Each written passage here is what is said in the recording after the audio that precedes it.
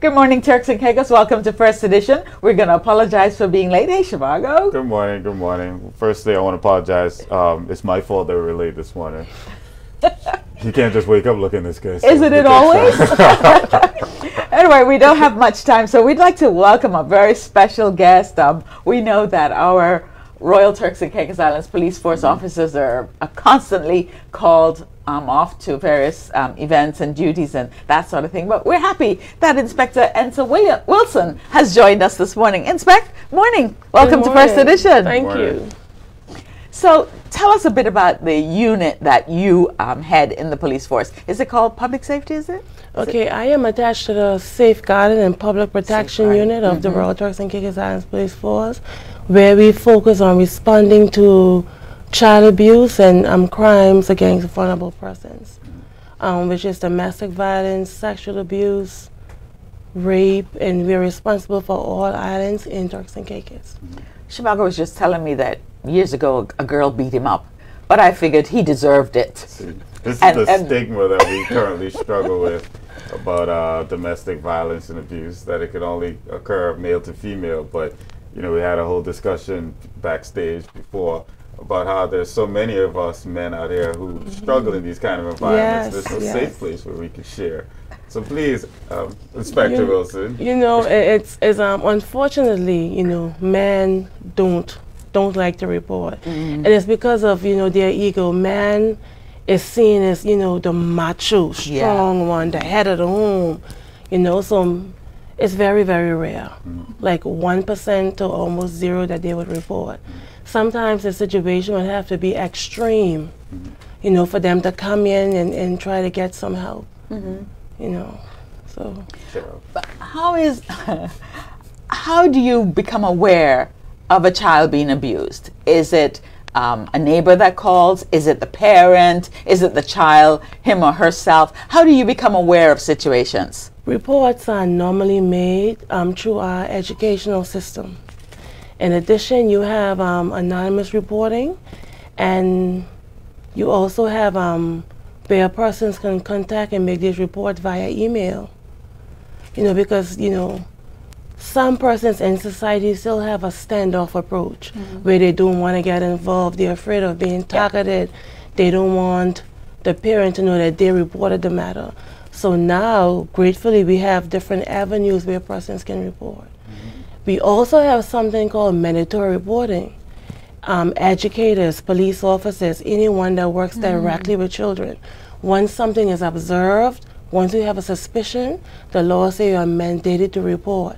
Failing to do so, you can get a fine of $5,000 or 6 months in prison. It's an offense if you fail to report. So let's talk a little bit about observation and suspicion. Are there specific signs or markers that an individual should look for? Maybe if there's a child that's being abused, or you think your friend might be in an abusive relationship or situation, what should a person look for? Now, and that is a good question, because what you find that every individual who experienced child abuse, they have different signs. Even if you look at the textbook, they will tell you, well, maybe behavior, mood swings, lost appetite, appearances. Every child is different. Some kids will be going through a lot and appear to be the same person. Sometimes you see a child come to school, outside it's extremely hot, that child is wearing a hoodie. Or, you know, maybe covering bruises or something. Maybe they drop back in their classwork, they're not as talkative, or behavioral issues starting to arise. Each child is different. Now, when the law says once you suspect, because you're that child caregiver or that teacher, after a period of time, after observing that child, you suspect something may be wrong. And once you suspect something may be wrong, chances are something is wrong. Sometimes kids just need intervention. You know, maybe the home life situation change, maybe abuse is going on, maybe financial issues arise at home. It could be anything. That's why we always encourage persons to report, so some assistance can be given once needed. Yeah. You know, it's a variety of different things. Yeah. What about you as head of department, your officers, social workers, people that work with you, what sort of training do you get to ensure that sensitivity and that you know how to handle the situation? Okay, well, the department I'm attached to is actually headed by a male. Interesting. Yes. His name is Grantley Williams. He's the assistant superintendent of police. And the thing about the Safeguarding and Public Protection Unit is that we work closely with social workers. It's actually called the Multi-Agency Safeguarding Hub, where police and social workers work at the same building. And every report that comes in, we respond together. Police officers can speak to a child. You can't have any sort of police engagement with a child unless a social worker is present. That social worker acts as the guardian, the protector of that child to make sure that the child is being treated fairly, the child understands what is going on, and all the proper processes are carried out. So we're talking about children in abusive situations. So let's talk a little bit about adults. Cheryl and I were speaking earlier, and we were talking about how we never, in younger years, you never imagined these kind of things took place in the community. Now maybe we're just good at hiding them, or you know, a secret society. But I mean, how often do you encounter abusive situation between adults, whether in relationships or maybe even adult children, adult parents, or husband and wife? Daily. Really? Daily. It's just that if you check the news outlet, you would see a robbery or murder or, you know, some offense against the person in the news. But when it comes to domestic violence and crime of sexual assault, it's very rare you see it in the news. These crimes have been happening from before my time, before your time. You know, just that I believe it's linked to culture, where persons have what we call a hush mouth approach. Or some persons would say whatever happened at home stays at home. And sometimes, especially for women, you know, again, because of the society that we're in, you find that some persons would target the victim. You know, and sometimes it goes to, especially with domestic situation, sometimes the woman may look at employment, what's going to happen next, who's going to take care of the children, how will my dynamics change if we make these reports. So we believe that the more information that the public have, the better informed decisions they can make. So that's why, you know, we try to focus on awareness. You know, because the police force has always had a zero tolerance to domestic violence and even sexual assault. But sometimes we do face underreporting. Inspector, I don't see you with any handcuffs on you this morning, but if you came to my door to take my child, I'm sure you'd have to use them. Do you instantly take a child out of that environment, or do you do a whole lot of investigation, a whole lot of talking with parents and everybody before that child is removed? Now, once a report is made, once we respond with social services based on the information received, and the good thing about it is that the police department, the Athlete Income Center, is a one-stop shop. We have a medical suite inside the Athlete Income Center. Once you come there, you don't have to leave until everything is finished.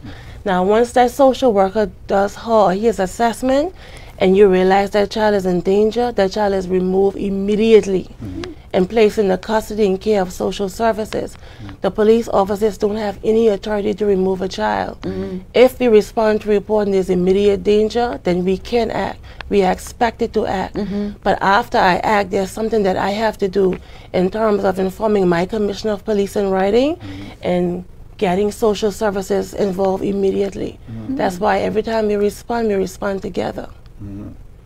So what about the prosecutory side of this process? I know a lot of times people are fearful, especially with their children, about reporting an incident because the accused, if not properly prosecuted, could end right back out in the street, and it's a small country, you have to deal with them and interact with them potentially.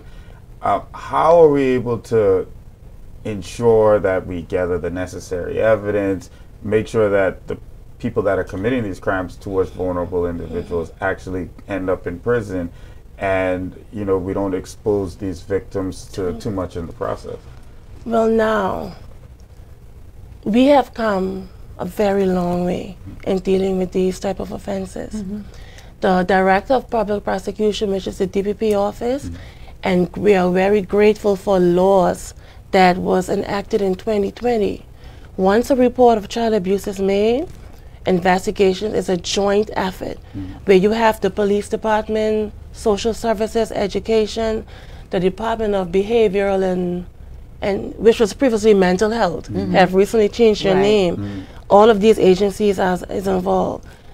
Back then, when a child go to court, a child had to sit and face his or her accuser, which add to the trauma they experience. Now, the law has provided us with different avenue that a child can be here in this studio and give their evidence, or there can be screens put in place. There's so much protective measures now. You know, it's really better, and it's also helpful in terms of therapy and counseling and stuff to prepare that child for that trial. There's also what we call, it's a sexual offender list that a offender can go on.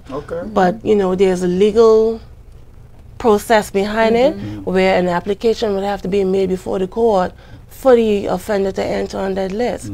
Presently, we do have persons on that list and also serving time in HMP prison. So the list is a public list that you have to go to the police station to see? No, it's not a list that's displayed to the public, but you know, information is available once inquiries are made. We have one person on that list so far since those laws implemented. This is First Edition. We're talking to Inspector Ensa Wilson. Inspector Wilson isn't even feeling her best this morning, but she's here with us, and so we're grateful. But Inspect, as a woman and being in the position that you're in and in this department, I'm sure it must be emotional. What attracted you to this aspect of policing? Well, I joined the Royal Turks and Caicos Police Force in 2004. But it was 2012, through policing, I was introduced to sexual offenses by a police officer, she's now retired, named Irene Butterfield. I always just tell people when it comes to crimes against children, you can't mention it without mentioning Irene Butterfield's name. Through on-the-job training, through training from different agencies, you know, I even realized that in addition to being a police officer, there's more that I can do in terms of assisting and providing information for our community. You know, you do have different coping mechanisms in place, you know, because, you know, being a human, you know, being a human is a lot that you would see, is a lot of persons that you meet. Sometimes, you know, limited resources, you're not able to do, you know, act right away as needed. So sometimes it is a little emotional, but you know, there are balances in place that to help you cope. Well, I mean, building on that, I mean, where do you envision your department growing? You've talked about the legislative steps that's taking place, prosecutorial steps. Now you guys have a certain amount of resources in the terms of the medical and health screening rooms, etc. What is the vision for your department and the collaboration between all these different departments? Where is it headed? As at this moment, you know, we are responsible for all islands in Turks and Caicos, right? Our goal is to actually have a center on every island, because, you know, when incidents happen on the island, you know, the structures that we have now, even in terms of seeing a pediatrician, you would have to come to Provo or you would have to go to Grand Turk, because, you know, the islands don't have all the resources that Provo have. You know, hopefully in the future, we would like to see a center like the Adult Income Center on every island in Turks and Caicos, where persons have access to medical, they have access to the interview suite, they have access to all services from the psychiatric social worker, you know, from counseling. We hope to have what I like to call that one-stop shop on every island, providing that service through policing. That would be nice. And well, talking about that and then building on what you just said, and what Shivago asked, how do you engage the public? How can society help you? By reporting, by encouraging persons to report child abuse, by reporting child abuse themselves. You know, sometimes I wouldn't sit here and tell you that we have it all figured out or that everything is perfect. That is not our message. Our message is that together we can make a difference together. You can report child abuse just by picking up the phone and dialing 911. And 911 is designed to ask you for your name, your address, to see how much information you know.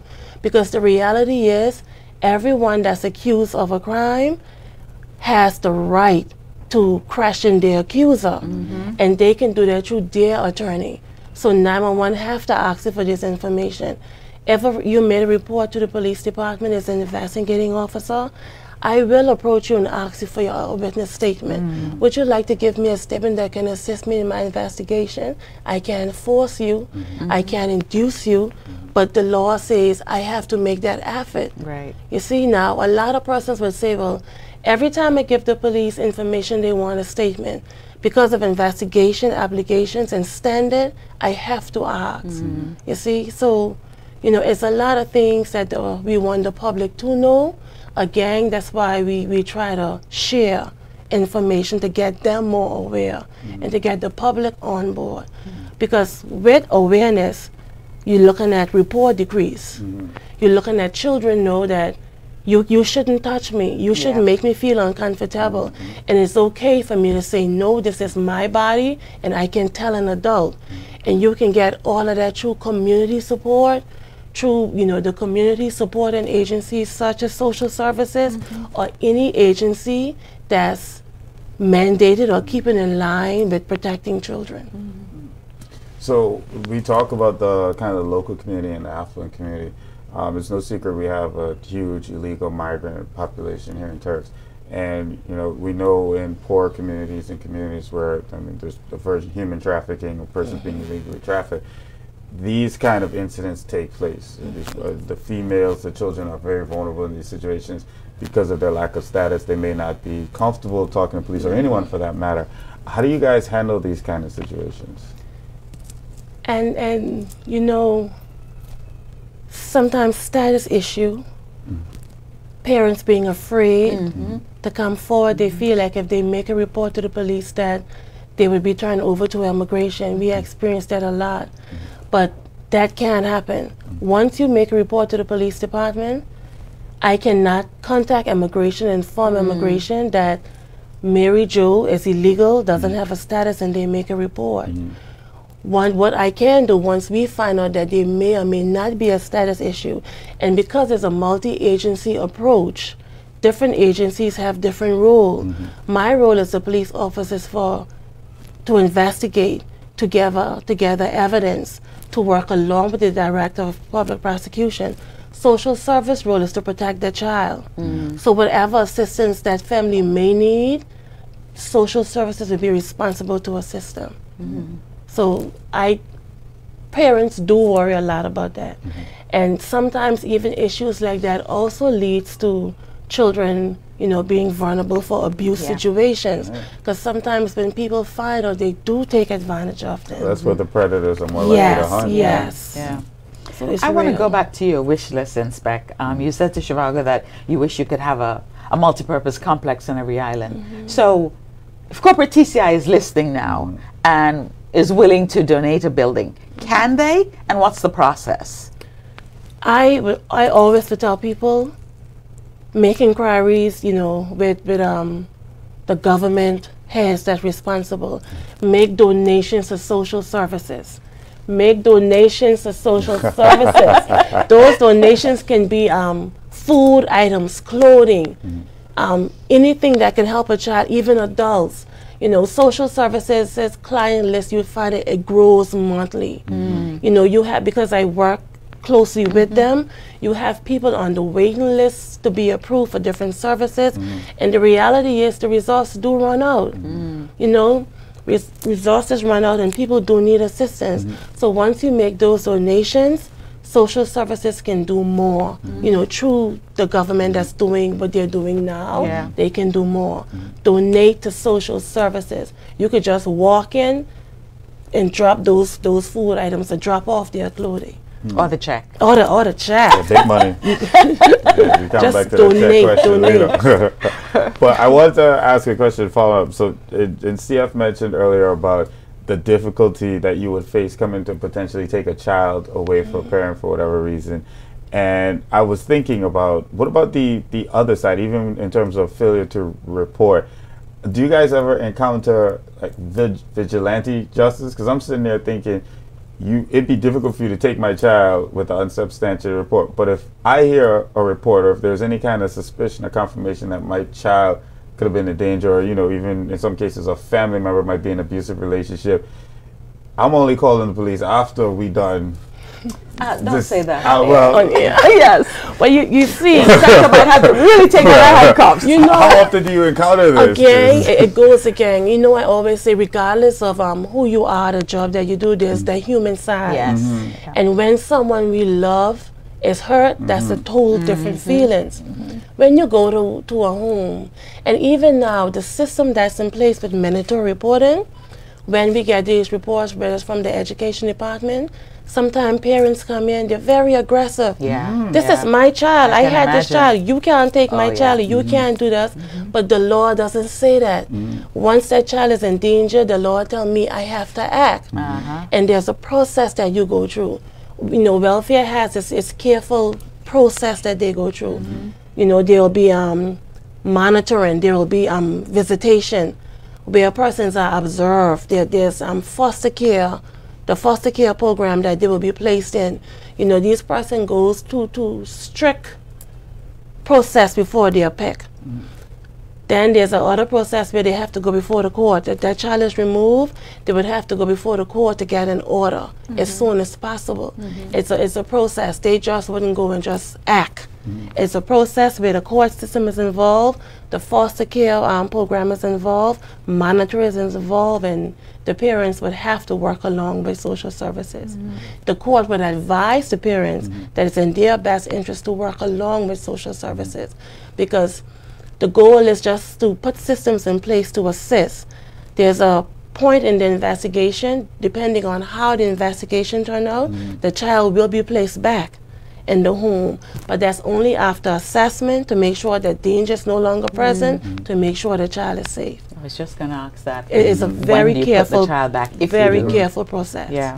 Well, I'm also curious, what happens to these individuals that have gone through the prosecutory process, served their time, and they're now free? Do we just release them out into society? A lot of times, I mean, science has proven that a lot of these issues are habitual. It's not something that they're just going to stop. You know, it's like a disease almost. And there should be some sort of rehabilitation Well, and therapy obviously, and. Yeah, we've talked about the list in order to know, and because they could be living next to you, all Public right? awareness. And I'm going to tell you some, in Turks and Caicos, you know, we were told, not even in Turks and Caicos, globally, to tell our kids, be careful and be careful with strangers. But our data show that in Turks and Caicos, there's maybe 2% of stranger danger. Children are sexually abused by persons they know, family members, friends of family members, very, very close relatives. It's adults as well. You're more Adult, likely to be yes. sexually assaulted That as is an so adult by sad. someone you know. Someone you know. Yeah. You know, and these are professions from every area, every profession. You know, we have had before the court, we've had teachers before the court, we've had police officers before the court, persons wearing suit and tie every day, we've had pastors, we've had, the list goes on and on. Yeah. So stranger danger is very, very slim Yeah. in Turks and Caicos. Inspect, it's Child Awareness Month. What are you doing to make us aware?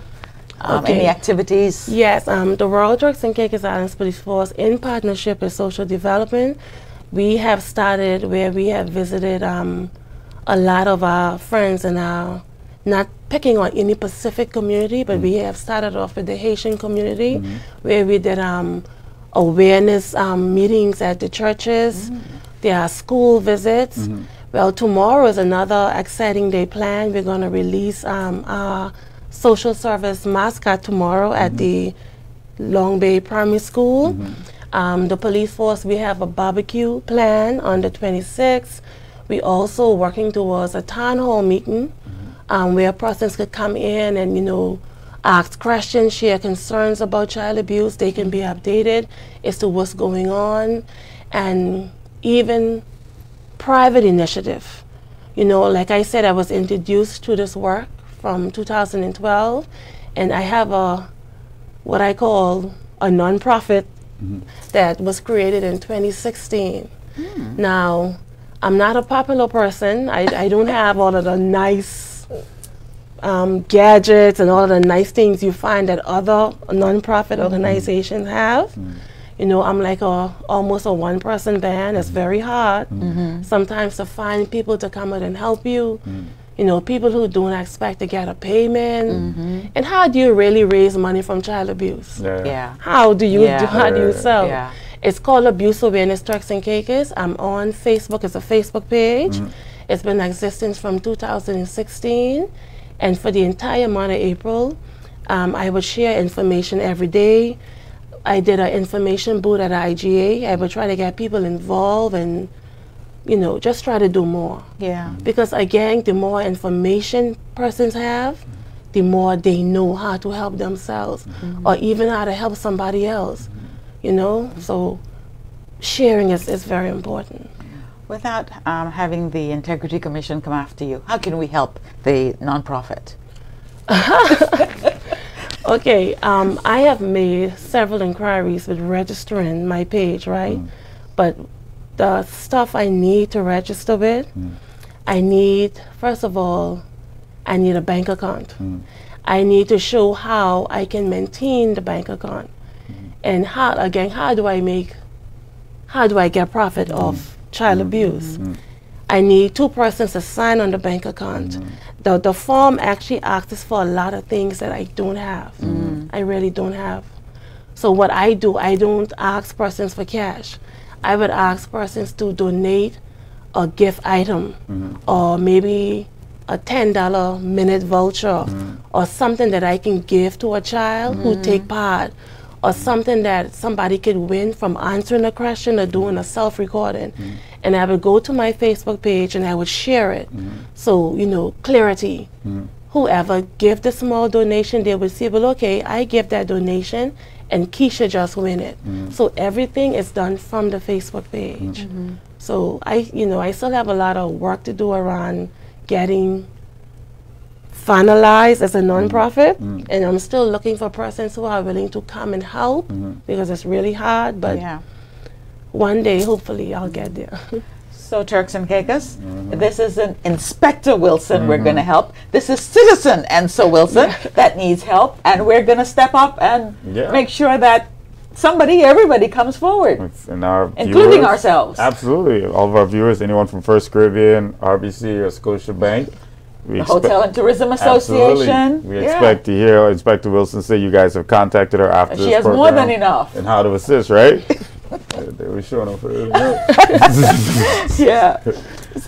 So, Inspector, blank check? Blank check? You want to put a blank check? Well, I already told them send the checks. No, we gotta ask her about a blank check. Oh, what? If she had a blank check? Go ahead. So, every time we have anyone here, including persons from the government, one of the first things we ask them is, based on your priority list, if you were given a blank check from the governor's office, being that you work with RTC, Royal Turks and Caicos Police Force, what is the first thing that you would purchase for your department? Not just the department, obviously you guys are a partnership with social welfare and the other departments. What is on the top of that list? What would it be? A blank check. Blank check. First thing I would do, I can see a big setup right now in town somewhere where that parents, children, we have a lot of children in Turks and Caicos do not have birth certificates. I would set up right now in town 2 tables. One table have the form, another table have the photocopy machine, another table have 2 persons sitting down and helping fill out those forms, where people could come in, children who born in Turks and Caicos can get their birth certificate. With child abuse investigation, the laws say I have to prove to the court that a child is a child. And the only way I can do that is to produce a birth certificate. For many different reasons, a lot of kids does not have birth certificate. You're kidding me. I'm very, very serious. We have matters, as a matter of fact, going on. Just yesterday, we was contacted to, hey, what happened? We haven't got the birth certificate. There's a matter before the court. Children, you have to show the court that this is Ensa Wilson. She was born and she is only 12 or she's only 13. There's a lot of reasons why some kids don't have birth certificate. Some of these reasons are linked to status issue, hospital issue, or this issue is a lot. Kids as old as 15, 14, it goes on and on. Wow. I think it's about 20 days or so after birth, the birth certificate is $20. Any time after that is $210. What? That's a And jump. if parents wasn't able to register their For kids 20. back then, Could you they- imagine? Yep. $220 now is not going to happen. It's amazing the things you take for granted. Yeah. But- I never And it's thought. also a human rights violation, because human rights tell you a child, anyone, from you take that first breath, you're entitled to a name and identification. It goes on to speak about education. You know, kids don't have. We have had children, you know, as a result from investigation, we have had about 2 kids died in Turks and Caicos while they were waiting for documents to be airlifted to other countries for medical treatment. No. To get a passport to travel, countries have rules. Countries don't care how sick you are. Yeah. Yeah. For you to enter that country, the law say you must Yes. have a passport. So while the child is sick, social service would step in and try to get that document for that child to travel. And we have had 2 cases where the documents, you know, because of the illness, because of the medical condition of the child, before the documents were ready, the child died. So if over anybody, it doesn't even have to be a blank check. If we could just get agent, you know, different persons out, set up in time, put some tents, a cooler with some water, forms, photocopy machine, you know, different languages, Spanish, English, Creole.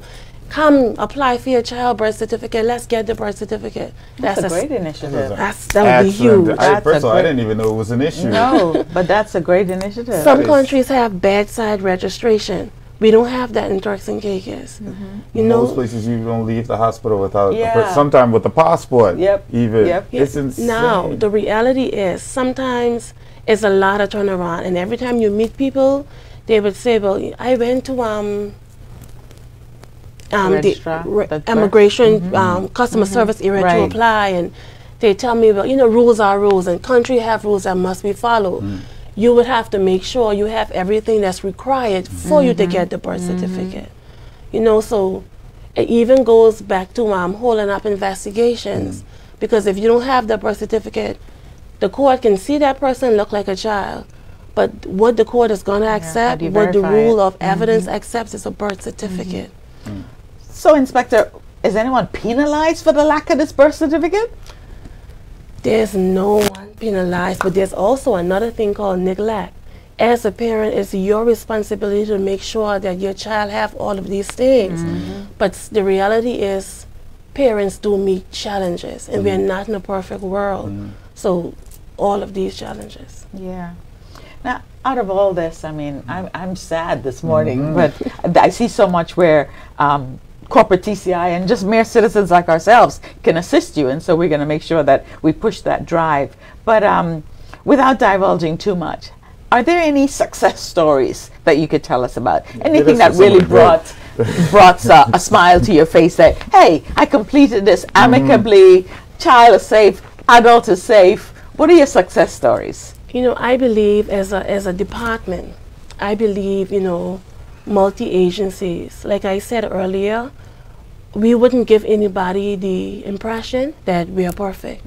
You know, organizations, whether it's the police or a private sector, there's room for improvement, there's growth every day. But we have had many successful stories. And I can speak about these stories because, you know, once a person has been taken before the public court, once they are convicted, you know, in addition, all of these cases also is on a website, the court site. Court carry these live, so it's public information.